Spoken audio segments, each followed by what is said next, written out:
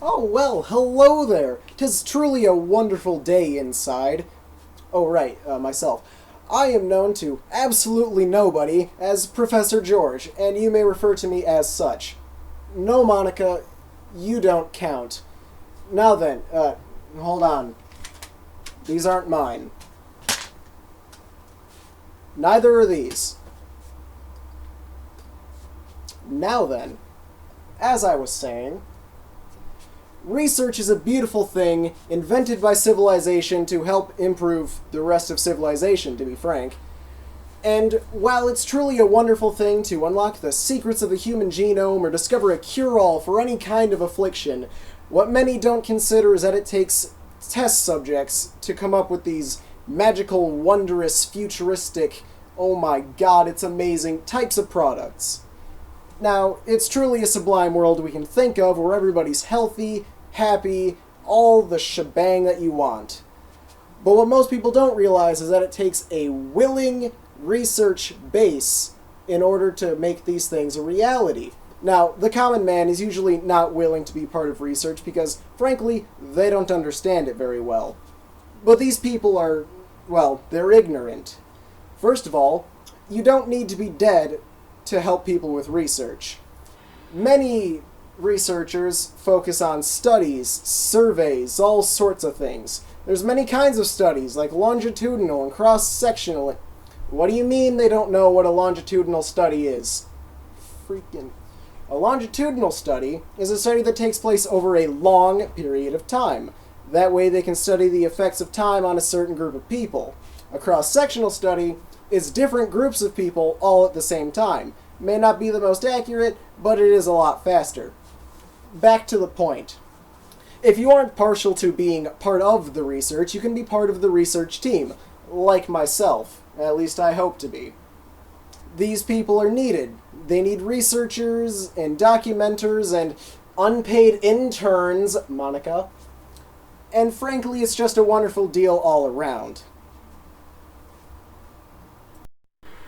Alas, you are most likely thinking of a dead research subject. Somebody who has died under mysterious or controversial means, and researchers are poking around in their corpse trying to figure out just how they died, or just how a certain pathogen affected their physiology up until the time they died. Now, you are correct into thinking this is part of research. It is. It's a very important part of research, but it's not all of it. As I said earlier, plenty of living people are needed to continue research. We can't just go rooting around in dead people all the time to learn everything we need to know about people.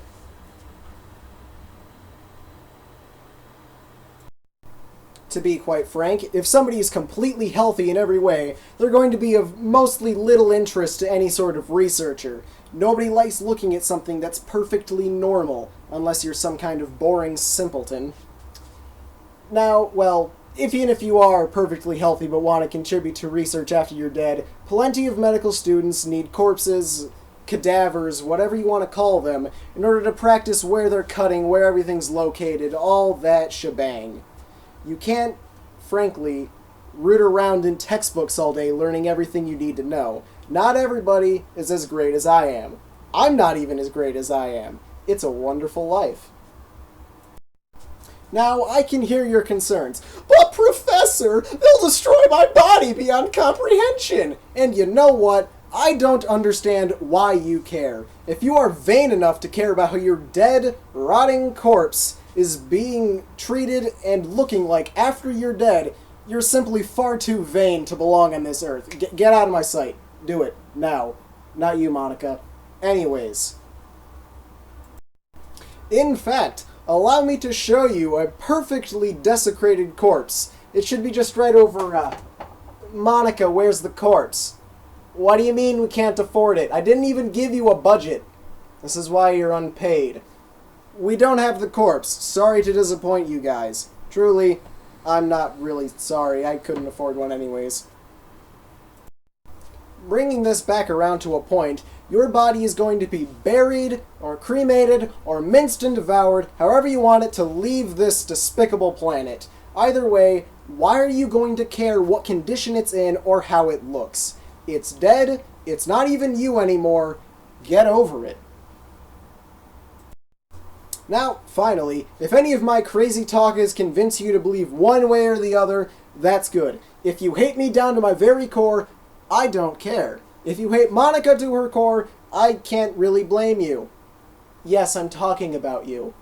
But regardless, research is a well-funded topic that really should be talked about more often. And frankly, if you're not thinking of donating your body to science, why are you keeping it around in the first place? Thank you. I do my own stunts. I almost forgot the most important part that you money-grubbing millennials are going to love. They will pay you to partake in their research surveys and studies. That's right, a single survey could net you $60 to $100. That's one survey, one set of questions you have to answer. You could literally make a career out of being a research subject. If that doesn't convince you to become a part of the research society, honestly, I have nothing that will, and you should consider another career choice, honestly. Thank you. I did this in like half an hour.